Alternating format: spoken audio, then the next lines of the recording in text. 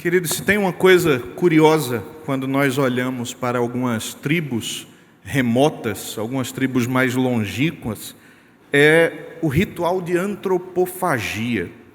Antropofagia é aquilo conhecido como comer carne humana, não é? Antropos, homem, fagia, de comer. Então, aqueles rituais canibalísticos que nós vemos parece ser algo extremamente brutal, mas existe um princípio por trás, e quando a antropologia vai estudar essas culturas, percebe que, na verdade, eles estavam muito mais preocupados com o que aquele guerreiro ou aquela pessoa que foi sacrificada e devorada tinha em si para oferecer, do que como uma simples refeição. Na verdade, eles não fazem isso porque queriam um churrasco diferente, né? Eles queriam olhar para aquele guerreiro que foi aprisionado, entender que a sua força era interessante, que as suas estratégias eram interessantes, e então no ritual de antropofagia eles acabam achando que vão conseguir, naquele ritual, pegar para si aquilo que aquele guerreiro tem e levar para dentro deles. Então, aquela força que estava na sua carne, aquela energia, aquele poder, aquilo que o guerreiro tinha, eles podem agora colocar para dentro de si nesse ritual. Claro que isso é algo que não é mais comum nos nossos dias, ainda que seja possível em alguma tribo muito remota, muito longínqua, mas existem formas contemporâneas de antropofagia. Por exemplo, há uma certa antropofagia estética. Quando nós olhamos para a cultura do outro, para a arte do outro, para a maneira como ele interpreta o que é o belo e o bom, e nós nos apropriamos culturalmente daquilo, não é? Então há a possibilidade de você olhar para a arte, para a música, para a cultura, e você tentar introjetar para dentro de você aquilo que o outro tem para oferecer de forma estética. No Manifesto Antropofágico, Oswald de Andrade propôs que o Brasil devorasse o estrangeiro, sua cultura, seus valores, e digerisse tudo isso para produzir algo novo, autêntico e nosso. Mas há também uma possibilidade de antropofagia afetiva, tão comum nas relações humanas. Pessoas que se aproximam umas das outras não para amar, mas para se alimentar emocionalmente da atenção, da vitalidade, do afeto do outro. São laços possessivos nos quais o outro deixa de ser a pessoa e passa a ser um recurso de amparo afetivo. É como se a relação dissesse sem palavras: eu me alimento afetivamente de você. Ainda uma outra possibilidade, que seria a antropofagia ideológica ou política, muito comum em nossa era de disputas simbólicas. Grupos ou movimentos tentam se apropriar da imagem de grandes líderes, mártires ou heróis, usando suas memórias como combustível para fortalecer as suas causas. Seja como for, a mensagem que fica é: queremos comer a sua carne, queremos beber o seu sangue, queremos nos alimentar daquilo que você tem. Mas é claro que há também formas positivas de fazer isso.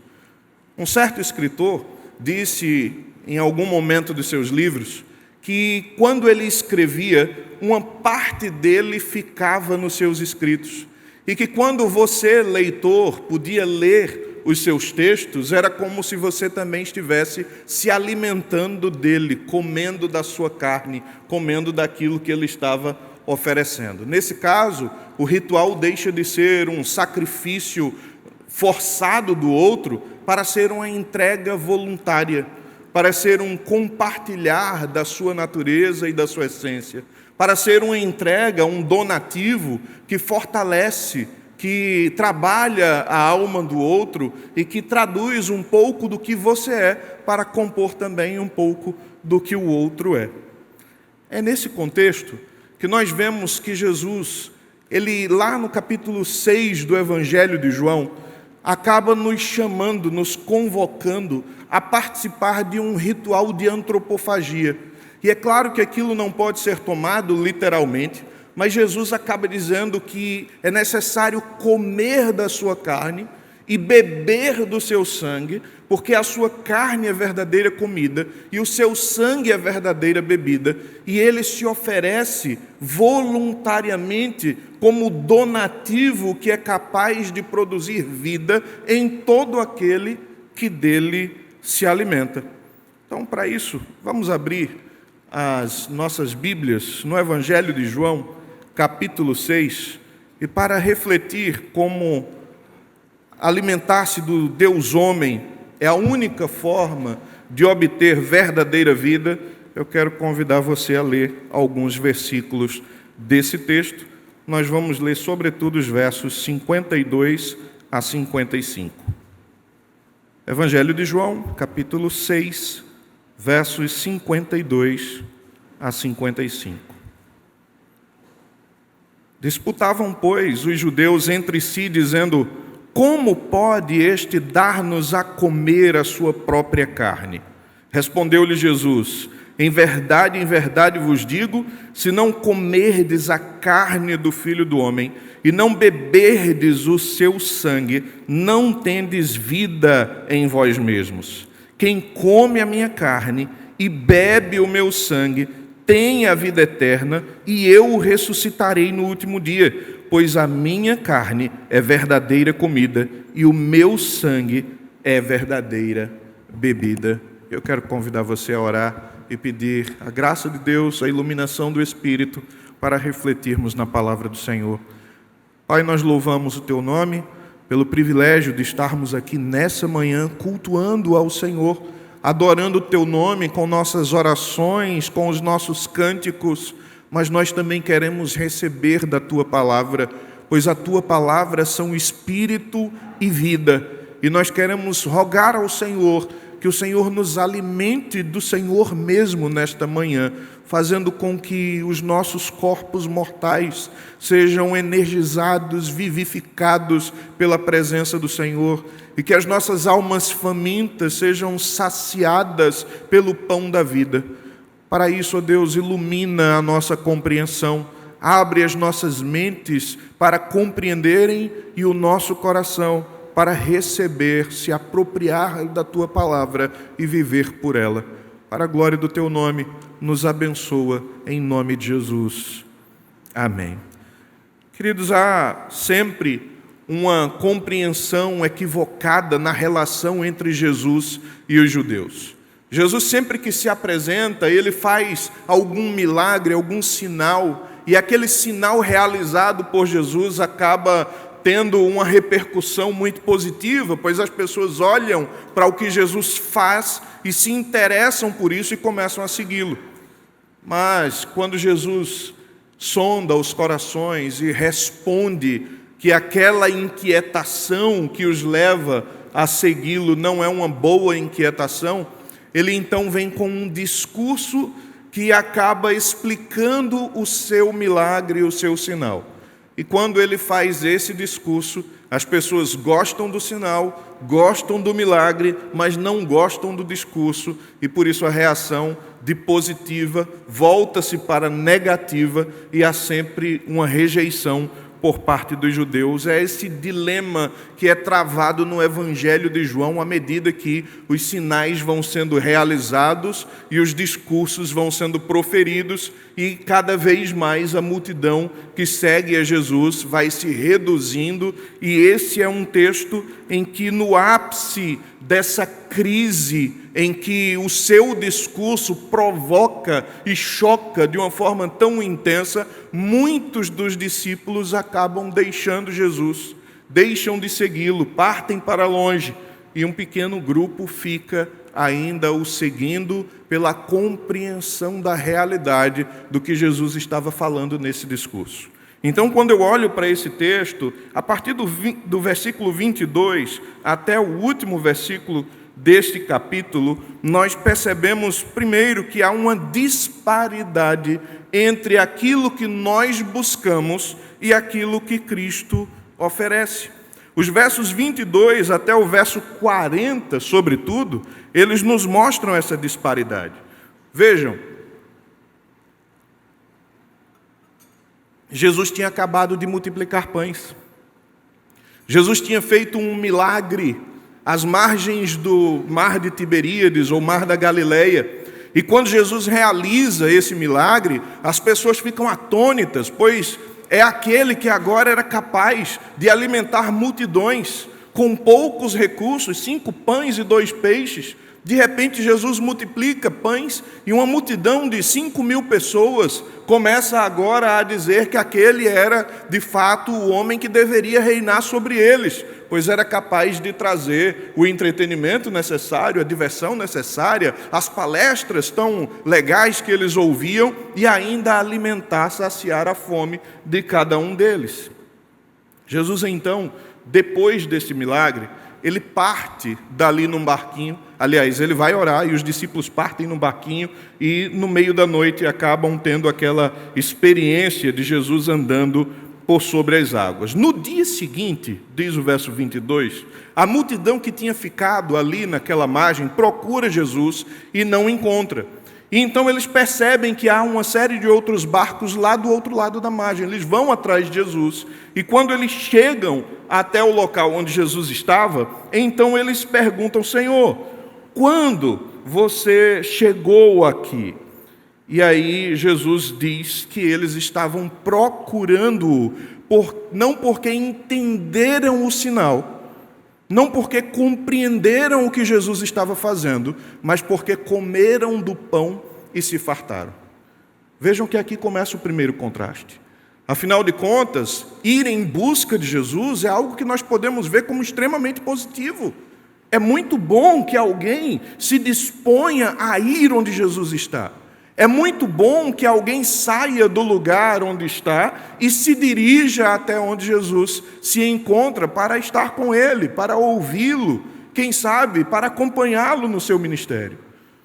Mas Jesus, que sonda os corações, ele diz que aquela multidão que estava o seguindo, aquele grupo de pessoas que foi agora até onde ele estava e que queria estar com ele, não fez isso por compreender o sinal que Jesus havia realizado.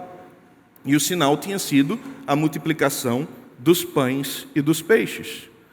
O que eles entenderam era que Jesus era alguém que tinha poder para trazer alimento na hora que eles tivessem fome. E por isso eles queriam agora estar junto de Jesus. É porque eles comeram do pão e se fartaram. Aqui, irmãos, esse contraste nos leva a perceber que muitas vezes a nossa busca, ela é oposta àquilo que Jesus está oferecendo. Nós até vamos a Ele, mas vamos a Ele com interesses escusos. Vamos a Ele com um interesse materialista, com um interesse limitado, temporal, de saciar necessidades que não são as necessidades primárias que Jesus está interessado em saciar.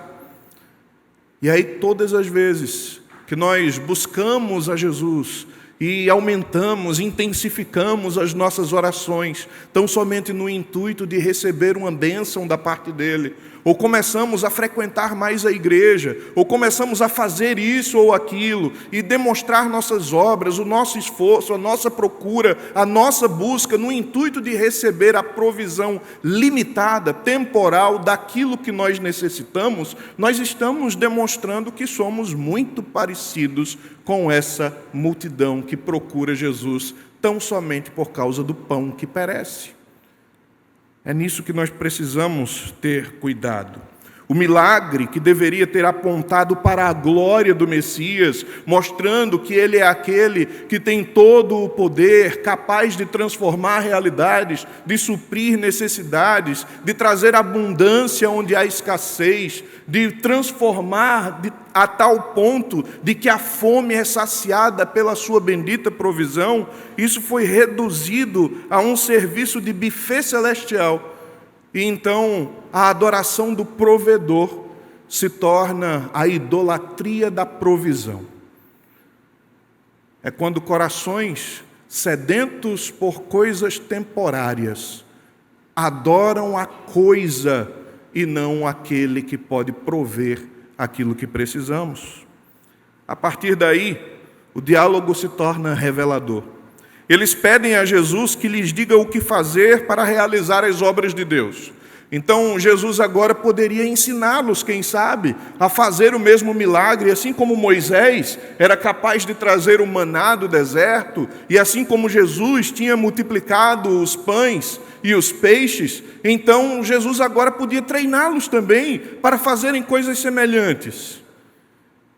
E Jesus então os confronta dizendo que, na verdade, realizar a obra de Deus não é fazer grandes sinais extraordinários, grandes feitos miraculosos, que eram capazes apenas de suprir a ânsia por necessidades temporais. Jesus diz então que realizar as obras de Deus, verso 29, é essa: creiam naquele que por ele foi enviado.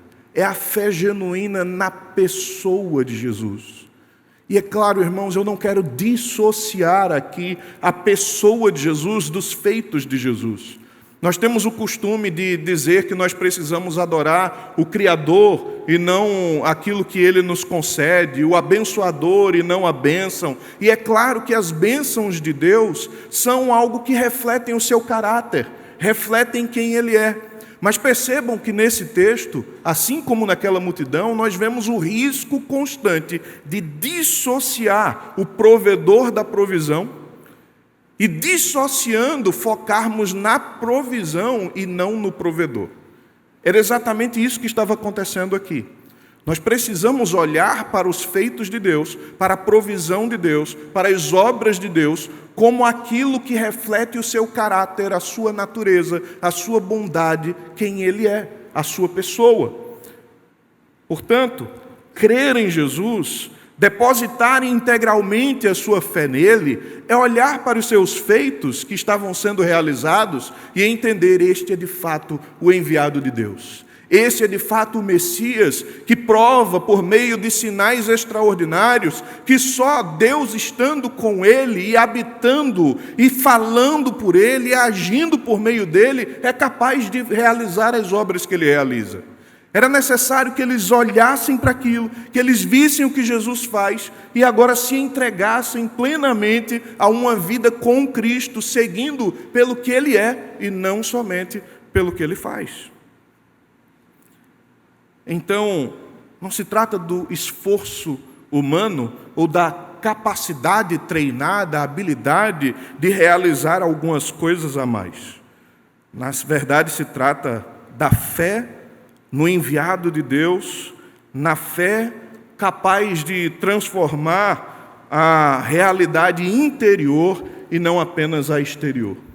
Percebam que aqui o coração não regenerado consegue fazer uso de linguagem religiosa, consegue fazer uso do ambiente religioso e consegue até parecer que está andando próximo ao Messias, mas na verdade não passava de ilusão externa, sem transformação interior, e Jesus, a sua pessoa, a sua presença e os seus feitos não eram capazes ali, naqueles corações, de causar nenhum impacto transformador que mudasse as realidades deles. Jesus então corrige a visão, quando diz: olha, na verdade não foi Moisés que vos concedeu o pão que desce do céu. Quem vos concedeu isso foi o meu Pai. Ele é que concede o verdadeiro pão. Vejam os versos 32 e 33. Porque o pão de Deus é o que desce do céu e dá vida ao mundo. Então lhe disseram: Senhor, dá-nos sempre desse pão. Vejam que o interesse deles continuava o mesmo, embora Jesus estivesse tentando corrigir a direção do coração. Eles ainda não conseguem compreender.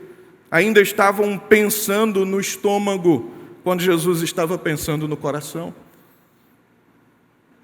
Nós temos o risco de nos habituarmos com o ambiente sagrado, com o ambiente religioso, com as cadeiras, com o culto, com o templo, com os louvores, com as músicas, e olhar tudo isso apenas como um ambiente legal, como a capacidade de prover nossas necessidades temporárias, de um lugar onde eu posso, quem sabe, derramar minhas emoções ou satisfazer minha necessidade terapêutica, e saio daqui sem transformação alguma, sem impacto algum, sem saber ainda o que tudo isso significa para que a minha realidade interior seja realmente transformada.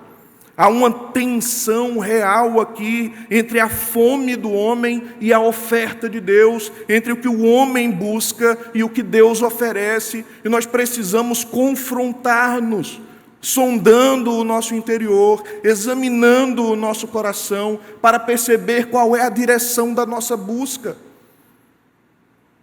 O coração que deseja apenas o dom e não o doador, jamais entenderá a grandeza de Cristo. E por isso, nós precisamos aprender com Jesus a importância de se alimentar dele. Alimentar-se de Cristo é confiar plenamente na provisão eterna de Deus. E quando eu faço isso, quando eu olho para o que Jesus falou, e me alimento dele como provisão de Deus, eu faço aqui também aquele ritual de antropofagia que nós falamos no começo. Eu começo a trazer o que ele é para dentro de mim.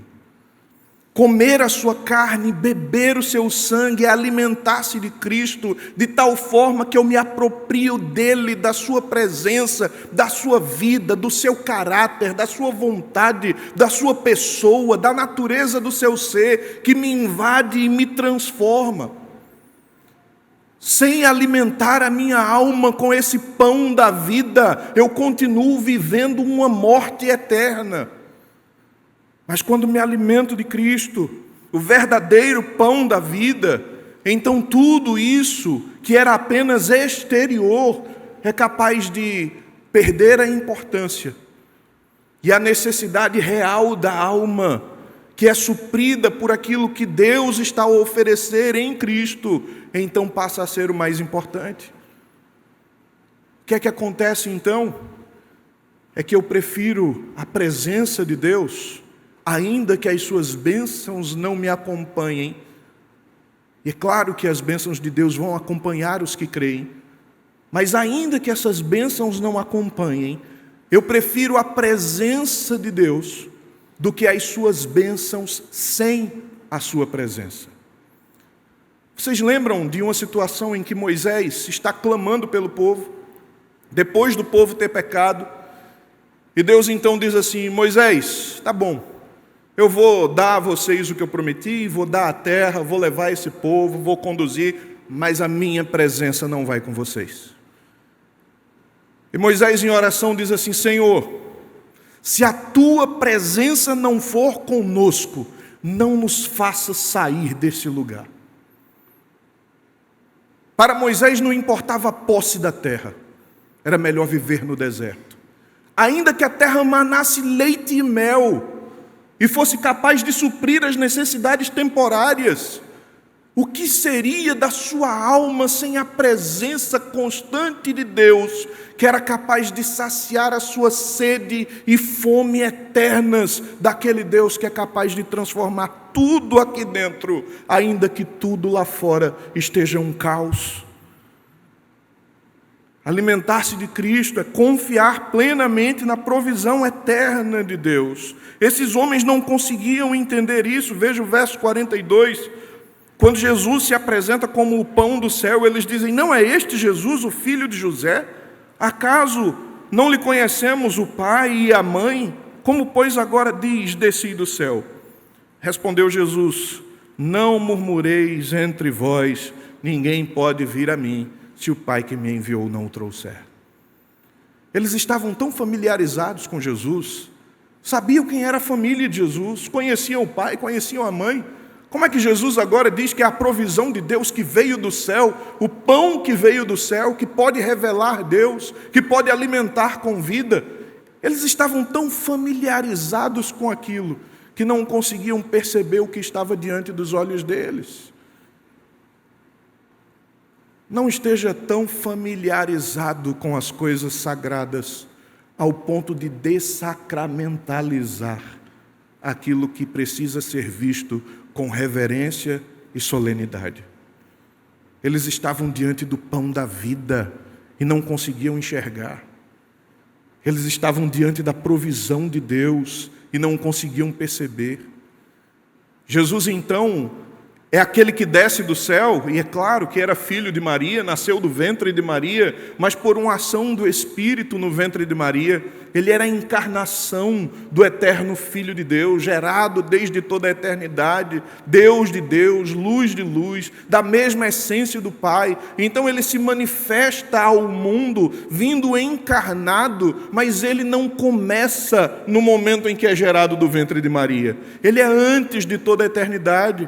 Ele é aquele que diz nesse discurso, ao longo dessas conversas com os judeus, que antes que Abraão existisse, ele é.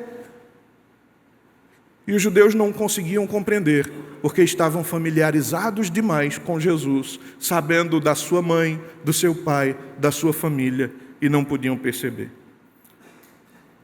É aqui onde Jesus começa a fazer um comparativo entre o maná. Afinal, eles apresentam o maná como evidência da bênção de Deus na vida de Moisés. Então, se Jesus queria o mesmo reconhecimento, que sinal Jesus mostrava? Não deveria, então, ele continuar a multiplicar pão e saciar a necessidade daquela multidão? Então, Jesus corrige isso dizendo que, na verdade, os pais, os antigos, comeram o maná no deserto e morreram, porque o pão que desce do céu é aquele pão que é capaz de gerar vida e vida eterna, e isso estava em Jesus.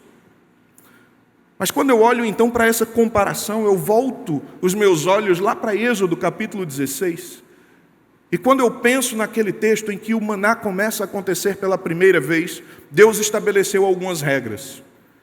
O maná era uma provisão temporária de Deus. Você precisava colher no dia, e no outro dia não servia mais. No outro dia estaria podre, a não ser na sexta-feira, porque eles precisavam colher para a sexta e para o sábado. E aí Deus fazia com que aquilo que normalmente apodrecia com um dia, ficasse perfeitamente intacto para 2 dias. Mas ali também Deus ordena que um gomer fosse reservado com o maná para servir de memorial para todas as gerações futuras, para que eles relembrassem, recordassem o que Deus fez. E isso foi guardado diante do Senhor, na Arca da Aliança, junto com as tábuas da lei e com a vara de Arão que floresceu. Quando Jesus diz que ele é melhor que o maná, maior que o maná, porque o maná era uma provisão temporária e que não era capaz de gerar vida eterna, nós precisamos olhar para Jesus com exigências ainda maiores. Vejam, se era uma provisão temporária, Jesus é provisão eterna. Se eles precisavam colher dia após dia e aquilo não serviria para o outro dia, quando eu me alimento de Cristo, eu estou sendo alimentado para toda a minha vida. E se era necessário erguer um memorial, guardar uma recordação, que servisse de proclamação para todas as gerações, alimentar-se de Cristo, comer da sua carne, beber do seu sangue, trazer a sua essência para dentro de mim, isso também precisa de um altar in memoriam, que fique para a proclamação de todas as gerações até que Ele venha. Eu preciso entender que alimentar-me com a sua carne e com o seu sangue não é algo que deve ser feito apenas entre eu e Deus, mas deve ser proclamado em um memorial eterno que diz que Ele é verdadeira comida e verdadeira bebida, que Ele é quem nos sacia, que Ele é quem nos alimenta, que Ele é a provisão que precisamos. Então essa linguagem antropofágica de Jesus é uma linguagem necessária, é uma linguagem que remete ao passado, é uma linguagem que agora, compreendendo quem Ele é, nos remete a um futuro, nos faz proclamar as suas virtudes desde agora até a sua volta. Quando é que nós fazemos isso, irmãos? Nós fazemos isso no altar memorial, quando numa ceia montada na mesa do Senhor, nós pegamos o pão e dizemos: esse é o corpo que nos alimenta e que nos faz só um com Ele. E pegamos o cálice e dizemos: esse cálice é uma aliança nova, capaz de gerar vida, de um sangue derramado em favor de muitos. Quando nós celebramos a ceia do Senhor, nós celebramos esse memorial de proclamação de que Jesus sacia a minha alma, sacia as minhas necessidades espirituais, sacia a minha fome de Deus. São dois símbolos, o pão e o vinho, que se unem no altar, em memória daquilo que Ele fez e daquilo que Ele continua fazendo conosco. Agora vejam que diante disso há respostas diferentes. Enquanto alguns discípulos, no verso 60, disseram: esse discurso é duro demais, quem é que pode ouvir? E decidiram abandonar o Senhor, se afastaram. Afinal de contas, alimentar-se de Cristo gera vida, mas também gera morte. Gera vida porque a vida dele passa a correr em mim, a vontade dele passa a ser a minha vontade. Todos os meus propósitos são redirecionados para a glória de Deus. Enquanto isso acontece, há também a mortificação de quem eu sou. A minha vontade precisa morrer, os meus interesses próprios precisam morrer, os meus desejos temporais, carnais e mundanos precisam morrer. E muitas pessoas preferem não ter vida do que mortificar o eu. Jesus olha então para aquele abandono repentino de muitos dos seus discípulos. O texto não diz que era da multidão. Vejam o verso 66, à vista disso, muitos dos seus discípulos o abandonaram e já não andavam com ele. Jesus olha para aquele abandono, olha para um grupo menor e diz: vocês também querem ir embora? Vocês acham que o discurso é duro demais? Que é duro demais eu dizer que vocês precisam se alimentar de mim e mortificar o eu? De ter a minha vida em vocês e matar a vida que vocês levam? E aí Pedro, tendo compreendido a essência do que Jesus estava ensinando, ele diz: Senhor, para quem iremos nós, se só Tu tens as palavras de vida eterna? Há reações distintas sempre que o Evangelho é exposto. Porque se o Evangelho confronta a nossa busca por coisas que são contrárias à oferta de Deus, o Evangelho também é a oferta de uma vida que precisa da nossa morte. E por causa disso, alguns recebem com alegria e outros rejeitam com ojeriza. Claro que se você está aqui, assentado, ouvindo o Evangelho, eu creio que é porque você escuta essas palavras e diz: é verdade, Senhor, as Tuas palavras são espírito e vida, para quem iremos nós se só Tu tens as palavras de vida eterna? Mas entenda que isso não é apenas um assentar-se aqui dentro, é um alimentar-se dele, mortificando eu, transformando quem sou, para que a cada passo eu seja menos eu mesmo e mais parecido com Cristo. Afinal, esse é o projeto final de Deus, para que Ele seja o primogênito entre muitos irmãos e que essa família, a família de Deus, seja transformada até a estatura de varão perfeito, a imagem de Cristo formada em nós. E para isso, nós precisamos nos alimentar dele. Quero convidar você a orar e a sondar o seu coração e ver se por acaso a sua busca tem sido numa direção contrária àquilo que a palavra de Deus tem instruído você. Redirecione seu coração, mortifique suas vontades, transforme o seu interior, deixe que alimentar-se de Cristo seja capaz de gerar a vida que você precisa e a morte que você precisa, de gerar a vida de Deus em você e a morte do seu ego.